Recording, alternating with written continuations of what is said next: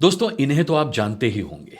ये हैं बॉलीवुड के मशहूर कॉमेडियन संजय मिश्रा। और संजय मिश्रा ने दी है जिंदगी की एक बहुत बड़ी सीख, एक बहुत बड़ा सबक। संजय मिश्रा के बारे में आप जो कुछ जानते हैं आज वो आपको नहीं बताऊंगा, बल्कि संजय मिश्रा ने जो किया है और उनके करने से जो सबक हम सबको मिला है उसके बारे में आज दूंगा आपको जानकारी।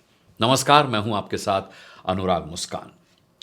दोस्तों, संजय मिश्रा का चेहरा ऐसा है कि जब वो फिल्मों में अपीयर होते हैं, जब वो फिल्मी पर्दे पर दिखाई देते हैं, तो लोगों को, दर्शकों को हंसाने के लिए उन्हें कोई डायलॉग बोलने की ज़रूरत नहीं है, बल्कि उनका चेहरा ही ऐसा है कि उसे देखते ही दर्शकों को हंसी आ जाती है। लेकिन क्या आप जानते हैं कि खुद के चेहरे पर हंसी लाने के लिए संजय मिश्रा ने उस चकाचौंध भरी दुनिया से दूर जाने का फैसला किया है जो इन्होंने खुद अपने लिए चुनी थी। फिल्मी दुनिया का, बॉलीवुड का एक सफल कलाकार होने के बावजूद संजय मिश्रा का कहना है कि माया नगरी मुंबई में उनका मन नहीं लगता।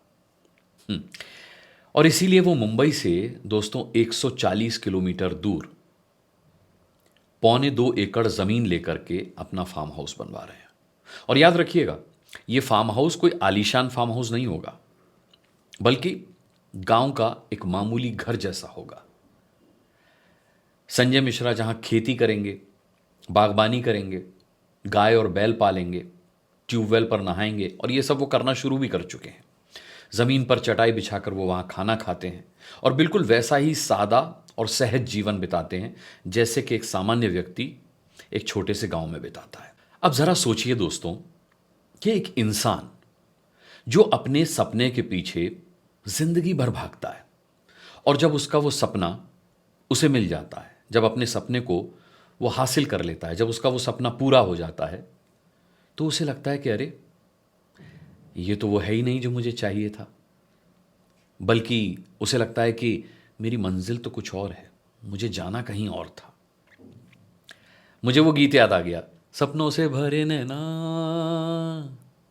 न नींद है न चैना।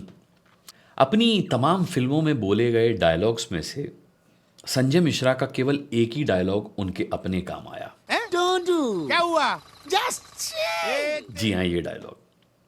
और बस यही हमारे जीवन का सबसे बड़ा मंत्र भी है, जिसे हम अक्सर भूल जाते हैं या सुनकर भी उस पर ध्यान नहीं देते। Don't do, just chill. कहाँ भागे जा रहे हो? किसके पीछे भागे जा रहे हो? क्या चाहिए? जो चाहिए था मिला, जो मिला क्या वही चाहिए था? अब देखिए, संजय मिश्रा जो हैं वो एनएसडी का प्रोडक्ट हैं। एनएसडी यानी national school of drama, Delhi में। हर कलाकार का सपना होता है कि वो एनएसडी से पास आउट हो। मतलब साफ है कि संजय मिश्रा एक्टर ही बनना चाहते थे। और एक्टर का मतलब क्या होता है? एक्टर बनने के सपने का मतलब है शोहरत, दौलत, चकाचौंध, ग्लैमर। और वो एक सफल एक्टर बने भी, एक सफल कॉमेडियन बने भी। ऑफिस ऑफिस जैसे लोकप्रिय टीवी सीरियल में उन्होंने एक बहुत अहम किरदार निभाया और जिससे वो घर घर में लोकप्रिय हो गए। मशहूर कर दिया ऑफिस ऑफिस ने संजय मिश्रा को। फिर उन्होंने सत्या की, सत्या फिल्म पहले की थी, दिल से फिल्म बाद में की थी, और उसके बाद उन्हें ऑफिस ऑफिस में काम मिला था। बंटी और बबली की, फंस गए रे ओबामा फिल्म में वो एक बहुत सशक्त किरदार में नजर आए थे। आंखों देखी उनकी एक अहम फिल्म मानी जाती है। संजय मिश्रा को इन फिल्मों में काम करने के बदले तमाम अवार्ड्स भी मिले। उनकी शोहरत में हर दिन 4 चांद लग जाते थे। और फिर दोस्तों, एक रोज कुछ ऐसा हुआ कि उन्होंने ये फिल्मी दुनिया छोड़ दी, एक्टिंग की दुनिया छोड़ दी, और वो उत्तराखंड में एक ढाबे पर जाकर के काम करने लगे। एक ढाबे पर जाकर काम करने लगे। लोग तो ढाबा खोल लेते हैं, वो एक ढाबे पर जाकर काम करने लगे। लेकिन एक दिन उनके ढाबे पर फिल्म निर्माता, निर्देशक रोहित शेट्टी आए। अच्छा, आपको बता दूं कि रोहित शेट्टी की फिल्म गोलमाल में संजय मिश्रा काम कर चुके थे। तो रोहित शेट्टी ने देखा कि यार, ये आदमी तो कुछ जाना पहचाना लगता है। ओहो, ये तो संजय मिश्रा है। रोहित शेट्टी को संजय मिश्रा की हालत देखकर बहुत तरस आया।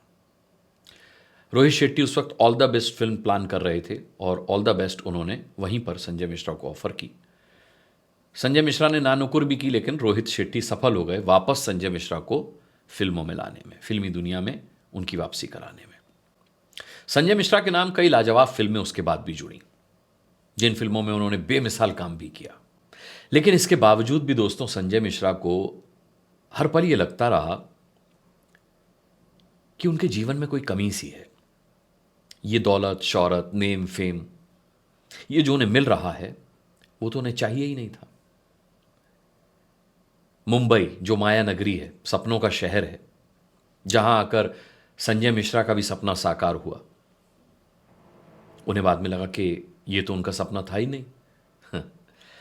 जिस दुनिया में आने की उन्होंने तैयारी की, वो दुनिया अब उन्हें रास नहीं आ रही।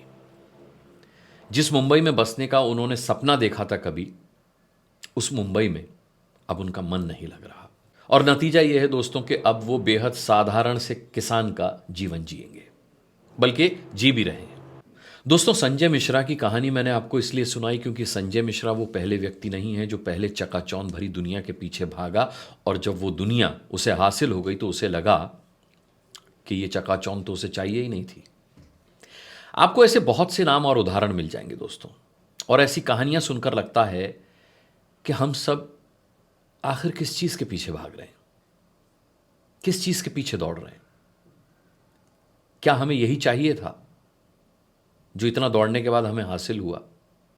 अपना सुकून बेचकर हम सपने कमाने निकलते हैं, और जब हम अपने सपने कमा लेते हैं तो हमें अपना वो सुकून बहुत याद आता है जो हमें सपनों के करीब तो ले आया, लेकिन खुद हमसे दूर हो गया, या हमने उसे दूर कर दिया। हम अपने सुकून को उस वक्त तक खो चुके होते हैं, और अगर हम सपने नहीं कमा पाते तो फिर हमें दोहरा नुकसान होता है। हम सपने भी खो चुके होते हैं, सुकून भी खो चुके होते हैं, यानी कि हम दोनों को गंवा चुके होते हैं।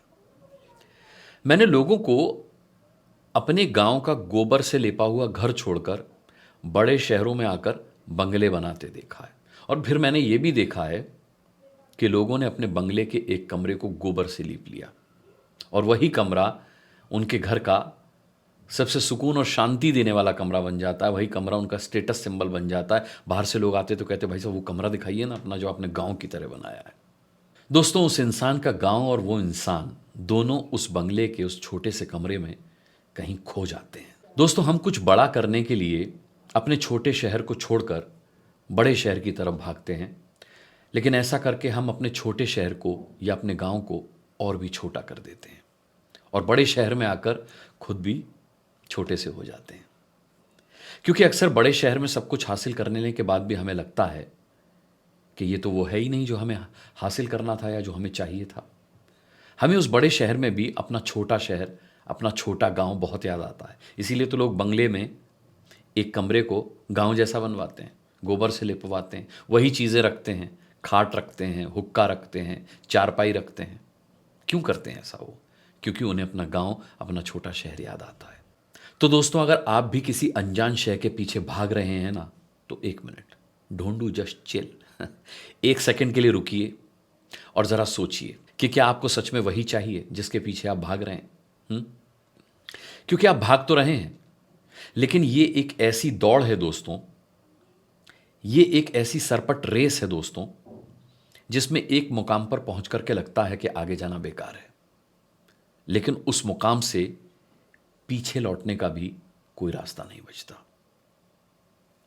मुमकिन नहीं होता पीछे लौटना उस मुकाम से। अगर आप लौटना भी चाहें, रास्ता भी हो, तब भी मुमकिन नहीं होता कि अब इतने आगे आ गए, पीछे जाएंगे तो लोग क्या कहेंगे। और फिर संजय मिश्रा की तरह अपना असली गांव छोड़ करके अपने आसपास नकली गांव बसाना पड़ता है, चैन से जीने की उम्मीद में। मैंने इसीलिए शुरू में कहा कि संजय मिश्रा ने कुछ ऐसा किया है जो हमें जिंदगी का एक बहुत बड़ा सबक दिया है, हमें जिंदगी की एक बहुत बड़ी सीख दी है। और वो यही है दोस्तों कि भाग तो रहे हो, लेकिन ज़रा सोचना ठंडे दिमाग से। एक पल के लिए सुस्ता के, एक पल के लिए बैठ करके, एक पल के लिए रुक करके कहीं सोचना कि जिस चीज़ के लिए भाग रहे हो, क्या वही चीज़ चाहिए, वही मुकाम चाहिए, वही तुम्हारी मंजिल है। क्योंकि मंजिल पर पहुंचने के बाद जब ये लगता है कि ये तो हमारी मंजिल ही नहीं थी, तब तक उम्र के साथ साथ, वक्त के साथ साथ और भी बहुत कुछ चीज़ हाथ से निकल चुकी होती है। उतनी ताकत ही नहीं बची होती कि फिर एक दौड़ लगाई जाए अपने उस सपने को पाने के लिए, अपने उस सुकून को पाने के लिए जिसे हम बहुत पीछे छोड़ आए हैं। दोस्तों, संजय मिश्रा की इस कहानी से मुझे तो यही सीख मिली। आपको क्या सीख मिली कमेंट करके कमेंट बॉक्स में बताइएगा ज़रूर। बहुत जल्द दोबारा से मुलाकात करेंगे। तब तक के लिए अपना बहुत बहुत ख्याल रखिएगा। मुझे फिलहाल इजाज़त दीजिए। नमस्कार। Don't do. क्या हुआ? Just chill.